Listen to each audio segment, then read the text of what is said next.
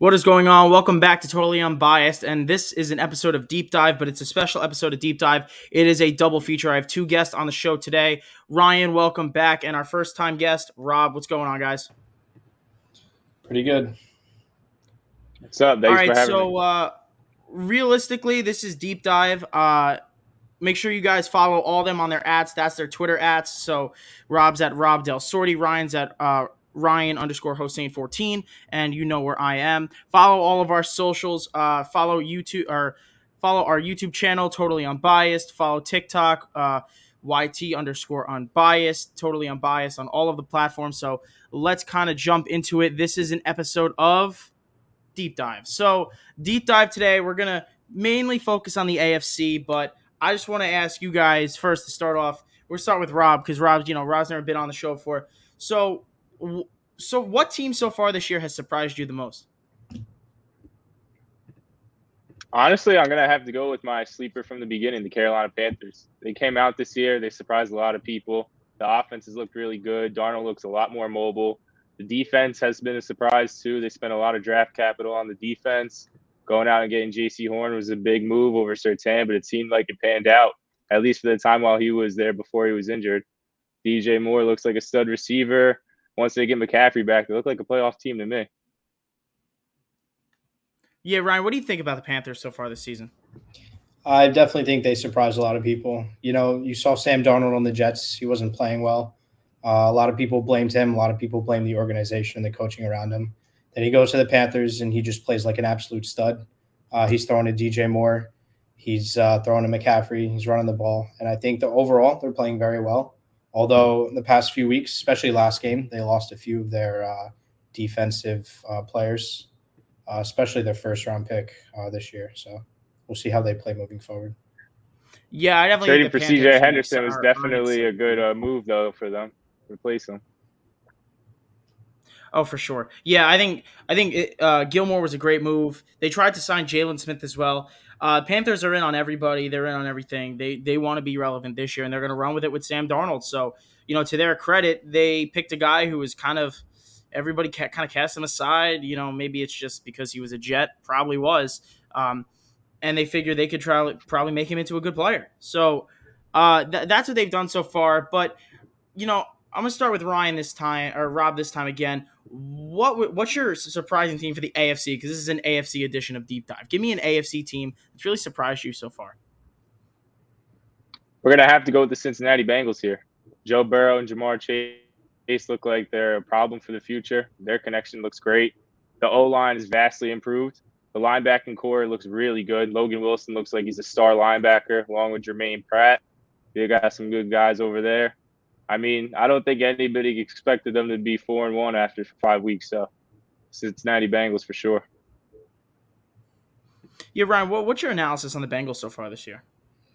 Personally, I thought they were going to be either second or last in their division. I didn't expect them to rise like this. And, with the Ravens playing, like last game, they came back and won, but they were looking kind of shaky. I think if the Ravens continue to do that, the Bengals can definitely win out this division. And I'm all for the Joe Burrow to Jamar Chase connection. I think it's great.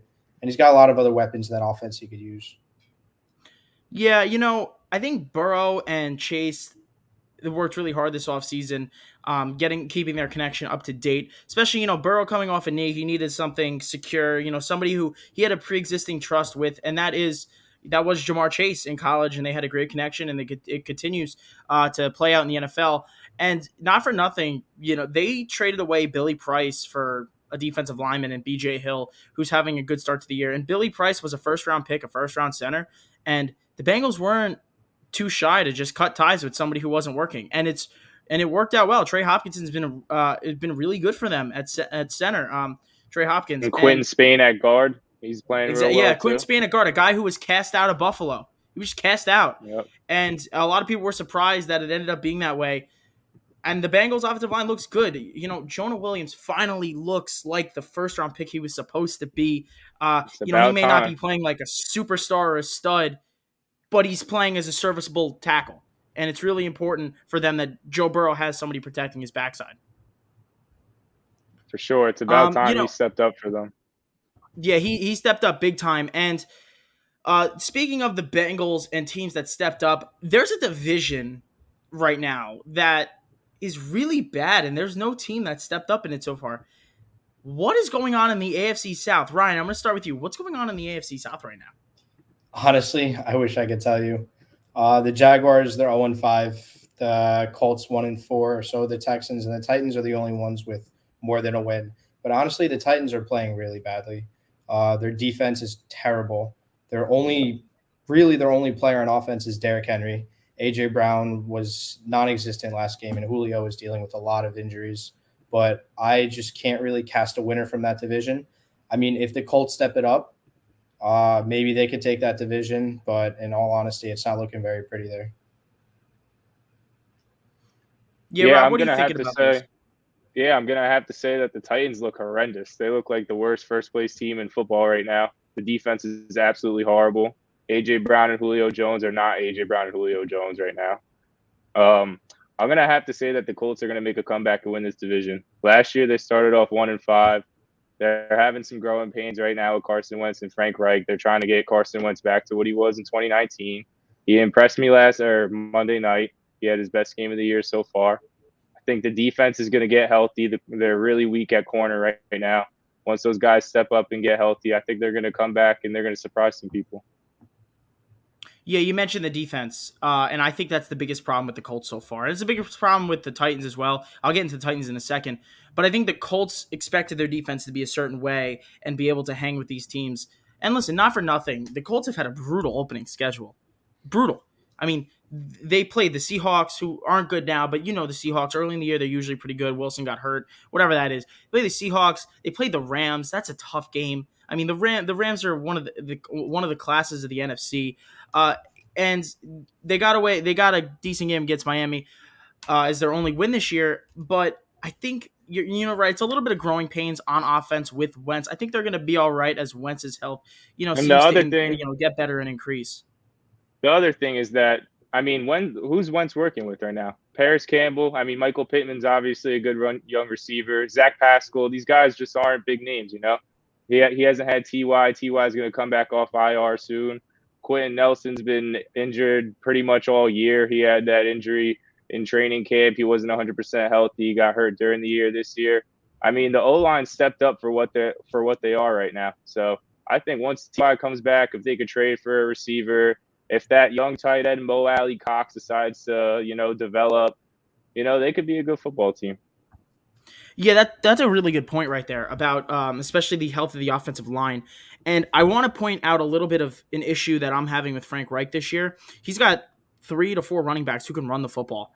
And I think early on, I think he learned this week a little bit. He's got to rely on the running game. I mean, they have the best, deepest backfield in all of football. Marlon Mack is like your third string running back, and he's a good running back. He's a solid running back. Jonathan Taylor wasn't getting the carries earlier in the year, and we saw this up last week. Unfortunately, they lost and blew the game defensively after Xavier Rhodes came out. They weren't the same. But that's the point is when they run the ball, they're a better team. Now, when you turn to the Titans, they only win when they run the ball 30 times a game with Derrick Henry. And that's a problem. That's a real problem. Their defense is atrocious. Yeah, no, for sure. I mean, when you run the ball 30, when you're relying on Derrick Henry to get 30 attempts running the ball, I mean, how else are you going to win the game? You got no passing game. Losing Jonnu Smith and Adam Humphries has obviously been a detriment to them. They don't have any short possession guys, They're only looking to go deep to AJ Brown and Julio, or they're going to run the ball with Henry. That's so predictable. And when you don't have a defense to back that up, I mean, you're not going to win games in this league. Yeah, I know Ryan's had some really strong opinions about their wide receivers. Ryan, what are you seeing so far? Like out of Julio and AJ Brown that's concerning you? Honestly, it's the injuries. I mean, we've seen this with Julio his entire career. Julio's been on and off. Like, he's inconsistent from a fantasy perspective, but like when he's healthy, he's on the field, he's good. But he's just not that right now. He's injured. He's not even on the field. AJ Brown, he's a superstar receiver. He had 6 targets last game. He caught 3 of them. He's just not in his 2019 form. Like, he was so much better last season. Really, their only offensive capability is Derrick Henry, in my opinion, like you guys were stating. Nick, I think you said like if they don't run it 30 times, like Derrick Henry had 33 rush attempts, which is absurd. And I think he rushed for about 3 touchdowns. Like he's their offense. If he's not in there, and AJ Brown and Julio aren't, like if Derrick Henry gets injured, then they're screwed because their defense is not helping them. Yeah, the fact that they were sweating Even with against the the healthy Titans. Julio though, honestly, even with the healthy Julio, I've seen him drop some balls this year. I just don't think he's playing up to his potential. You know. Yeah, Julio's been having these chronic hamstring injuries for a while, and it's getting more and more concerning as we go. Every year we're thinking, okay, he's back, and then he misses 2 to 3 games per year, and he's already missed 2. And I believe this is about to be week 3 of Julio out again. AJ Brown looks like he's not the same since he's had knee surgeries the last 2 off seasons. I mean, well, I'm a little concerned about AJ Brown. I really am, and it's a health concern because a lot of times when you're a receiver in this league and you lose that step, and I'm not saying he lost that step. You lose that step, you're no longer special. You lose another step, you're out of the league. So I hope AJ Brown gets healthy and stays healthy. But we're gonna shift. We're gonna shift a little bit. The AFC West. That's what I want to talk about. This is the main part of this. The AFC West is the most interesting division in football. Now, to preface this a little bit, we had the Broncos and we had the Raiders start off 3-0. They've both lost I think 2 weeks in a row now. The Raiders lost to the Chiefs, to the Chargers, and they lost to the Bears, which is at home, which was absolutely atrocious. And then the Broncos, on the other hand, they were home against the Ravens and lost. And this week they went to Pittsburgh and lost. So that's already those two teams. I mean, they had easy schedules early on, and now they're starting to see a little bit of a change. I'm not sure if it's competition, if we overrated them a little bit. But then you go to the class of this division, right? And you look at the class, you look at the Chargers, and you look at the Chiefs. The Chiefs are extremely underperforming this season, and we're gonna get into more of the success of the Chargers later on. But right now, and I think this is what everybody is wondering: what is wrong with the Chiefs? Ryan, tell me what's wrong with the Chiefs that you're seeing so far. I think one of the hugest things, one of the biggest things that's wrong with the Chiefs is their defense. Their defense lets up a lot of points. It just doesn't really do a lot to get the ball back, turnovers, interceptions, sacks. And I think as a result, like Mahomes is your guy to score a lot of points, but because his defense doesn't help him out a lot like that, he's unable to win these games. And as a result, people are turning down the Chiefs. They're 2-3. They're at the bottom of their division, and they're going to have to essentially win out if they really want to win this division with the other teams. I'm honest. Yeah, I'm honestly gonna say I think a lot of people forget that football is a team sport and that chemistry is a huge part of football. And the Chiefs have 5 new starting offensive linemen. It's gonna take a while for them to mesh and play well together. So they're gonna need some time with that. Clyde Edwards-Helaire going down obviously isn't any help. They're gonna have a backup running back, so it's gonna be tough for them. But obviously the defense is the biggest issue. They're leading the league or they're worse in yards allowed. They're getting beat over the top. Daniel Sorensen doesn't look the same. Tyrann Mathieu looks like he's taking a step back. I mean, they're not getting to the pass rusher. Why they would move Chris Jones from D tackle to D end is beyond me. It's beyond me. He's horrible in the read option. He doesn't know how to play D end. They need to leave him as an interior tackle. But I think you just need to give the Chiefs some time. They're a playoff team. They have Pat Mahomes. We all know this. Yeah, when you have a quarterback of that caliber, that nature, you don't usually see yourself on the outside of the playoff picture. But it is concerning to start. It really is. Now, we're not really seeing a lot of wild card competition out of certain divisions.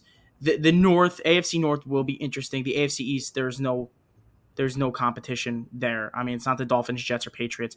Really, the wild card teams are coming out of the West and they're coming out of the North. So there's opportunity. There's definitely opportunity. The South and the East are just horrendous outside of, well, the Bills. And it kind of leads me into a question. And who is the class of the AFC?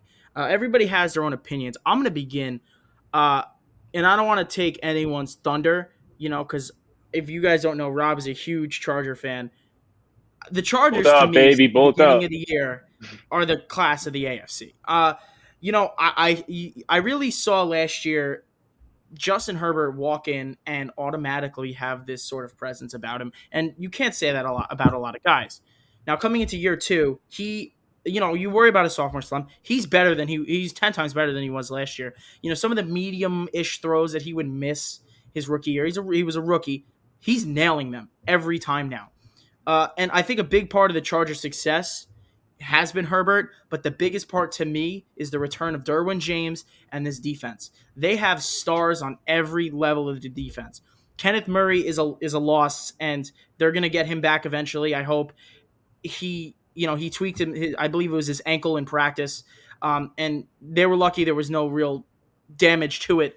Kenneth Murray in the middle. You have Joey Bosa up front, Derwin James, Nasir Adderley, Chris Harris Jr., and Asante Samuel Jr. in the secondary. I mean, that whole unit is stacked. Now, outside of the last game where they let up 42 points to the Browns, it looked like nobody was doing anything on this defense.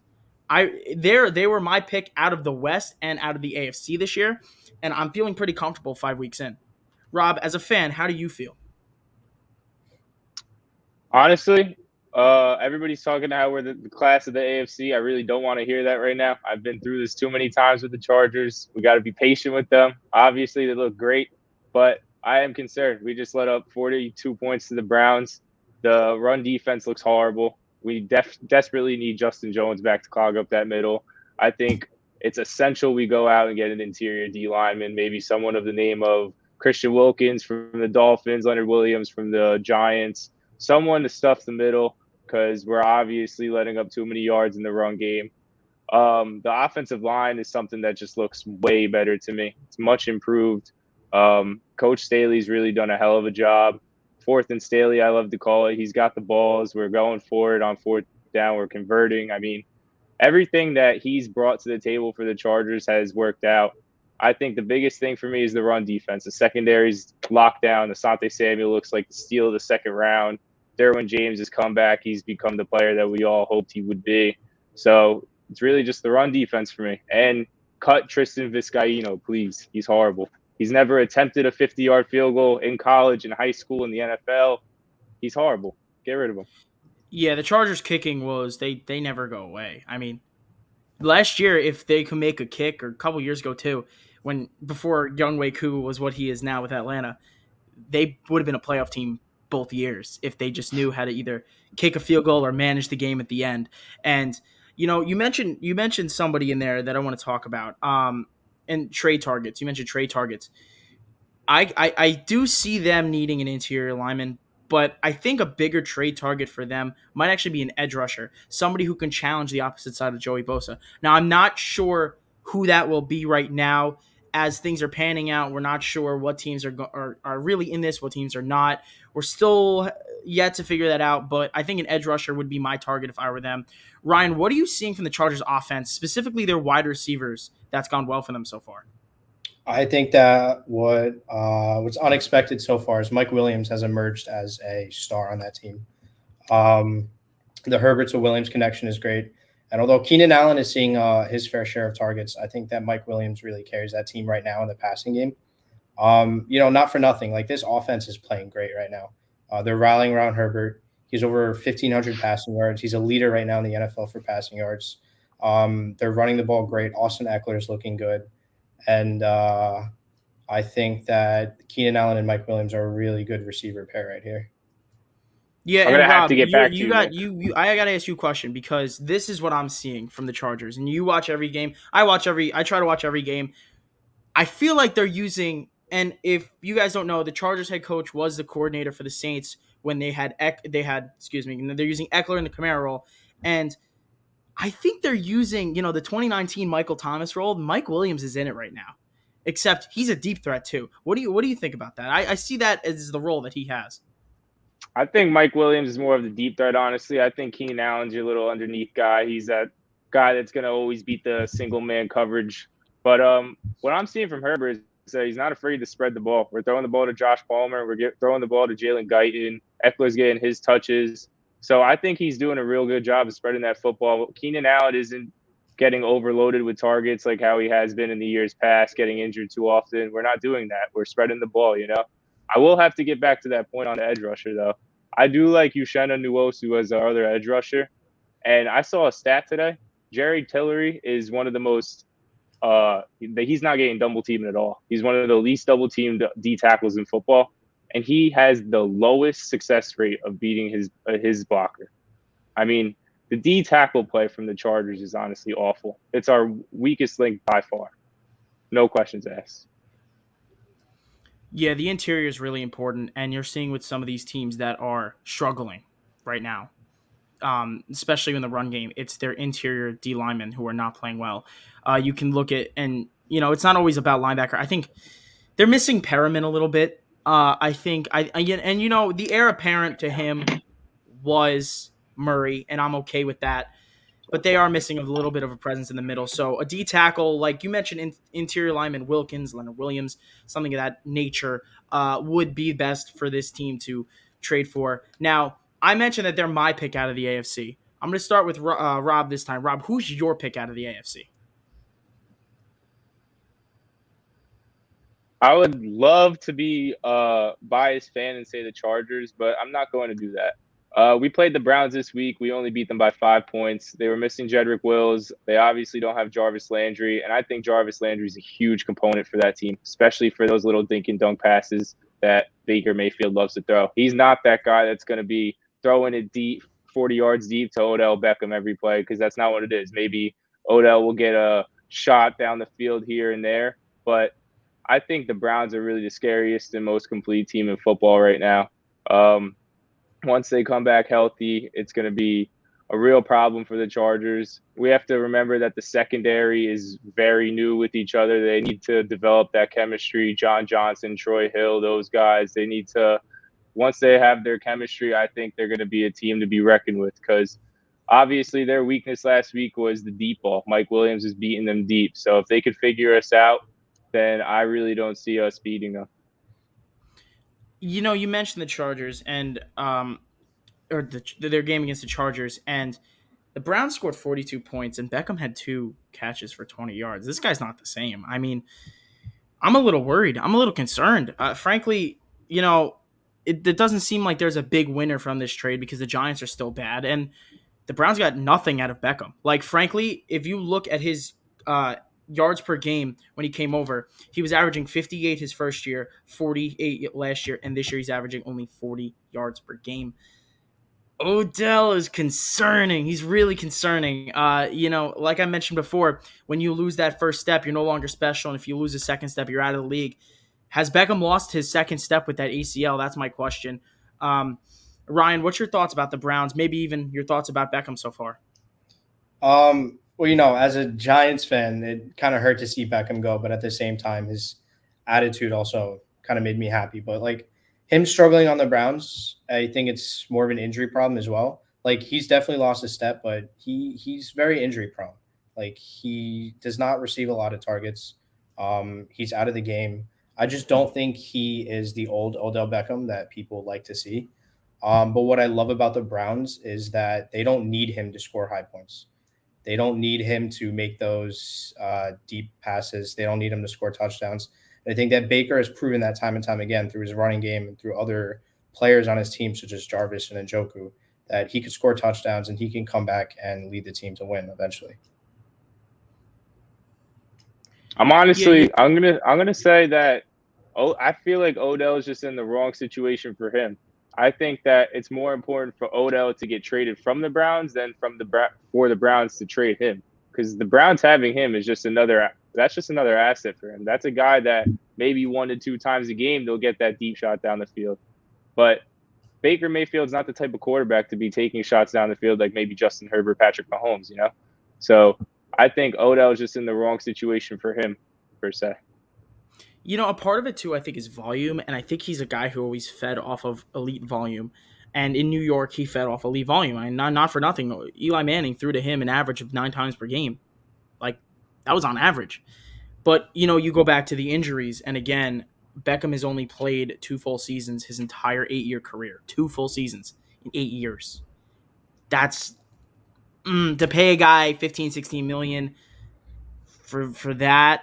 I don't know that I love it. And I think, you make another point. If a team is willing to give him the volume and get a different get him into a different situation, because whether Baker likes to throw down the field or not, I don't really know, and I don't know whether he could do it because Stefanski doesn't let him. I feel like Stefanski kind of takes the ball out of his hand a little bit to an extent, but that's because they have an elite line and an elite running game. Kareem Hunt, we didn't even talk about Kareem Hunt. He actually looks better than Chubb so far this year, in my opinion. Chubb looks great. Like, Chubb looks fantastic. But Kareem Hunt looks like the guy that just came out of Toledo and is running for 70-yard receiving touchdowns against the Patriots in week 1 from Alex Smith. Like, he looks like the same guy. And I love that Kareem Hunt is back and playing good football, and the Browns have really excelled off of him and Chubb in that backfield. All right, so we're gonna move on to one last thing. I gotta ask one question to Ryan, because Ryan, what's your toast out of the AFC? What's the team that you see winning the AFC? Because Rob's got the Browns, I got the Chargers. You can agree with us if you do, or if you got somebody else, you let us know. Who do you like so far? Honestly, think the Chargers and the Browns are good picks. I'm kind of leaning towards the Bills, to be honest. Like, I can see from a lot of fans think that, like players like Stephon Diggs, he's not like playing like he did last year. He's not as great, but the thing about the Bills is that I think that Josh Allen rallies that offense a lot, and their defense has been playing very well. Granted, they played the Dolphins and the Texans, and they shut them out with Tua getting injured.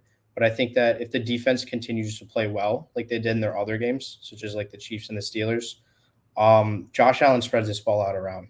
He throws to everyone, and I think that the Bills can easily win the division, and they could probably take the AFC as well. I mean, those Yeah, two Rob, give me your shutout. analysis on the Bills. Sure, yeah, those two shutout wins were obviously real impressive. Gregory Rousseau looks like one of the steals of the draft. He's been insane. Um, Josh Allen is spreading the ball around. Cole Beasley, Emmanuel Sanders are getting their targets along with Diggs. Diggs hasn't been as important of a part, obviously. We've seen Dawson Knox step up. Listen, the Bills are going to be a contender. Do I think they're going to win it? Absolutely not. And that is because they do not have the run game. They're relying on Josh Allen to run the ball too much. I don't see Devin Singletary or Zach Moss being a big enough threat in the run game to get them there. Listen, when it gets cold out, it starts snowing, you're going to need that running back to get you those yards. So I just don't see them having the run game. I don't think Josh Allen's going to be able to be a Lamar Jackson type quarterback to run the ball every other play. I think they're going to rely too much on the passing game, and Josh Allen's going to make those mistakes. Yeah, it's very possible. It's very possible. And I like the 1-2 punch they have going, but it doesn't really seem like they're committed to using the 1-2 punch that they have going. Like, it comes to a point where you have to decide in the regular season, we made an investment on this quarterback. Are we going to continue to let him take those runs and take those hits? And when the answer becomes no, you have to have a run game to back it up. And that is my worry with the Buffalo Bills. Can they back it up with that run game? I think they can. And if it's not going to work with these two, if one of them is ineffective, go trade for Marlon Mack. I mean, he's not going to cost you anything. And, maybe a day 3 pick, it'll cost you to go get Marlon Mack. And you can deactivate one of these running backs on a weekly basis, depending on game script or whatever you want to do. And he's a guy you can rely on to run the ball, because as we've seen, he has been a good running back in this league just a couple years ago. So Marlon Mack, I like the idea of him being moved in the off during the season, and I think he can really make one of these teams great. But that's really all the time we have for this episode. Rob, thank you for coming on. Ryan, as always, thank you guys both. Make sure you like the vid, subscribe to the channel, check out all of our social medias. I'm going to be posting this on TikTok. I'm going to be posting this on Instagram and on Twitter. We're going to get clips here and there, but obviously we're going to tease the clips a little bit to make sure you guys are watching the show. Again, follow our Twitter at YT_unbiased. Check out our Instagram at totally unbiased and our TikTok at totally unbiased. Thank you guys for watching, and